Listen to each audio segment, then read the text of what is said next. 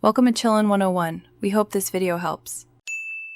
You start by confirming your phone has an active data plan and tethering permission from the carrier.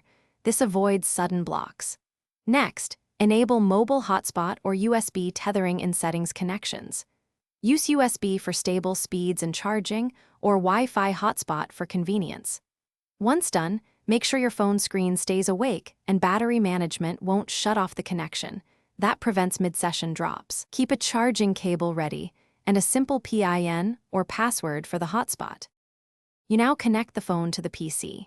For USB tethering, accept any phone prompts and let Windows or Mac OS install drivers. Choose the RRendis/Ethernet interface if asked.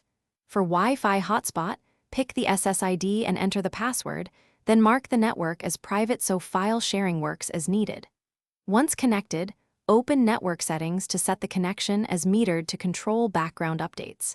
If you need faster throughput, disable Bluetooth and other radios on the phone to prioritize You finish by verifying internet access in a browser and checking network details for IP, gateway, and DNS to confirm correct routing.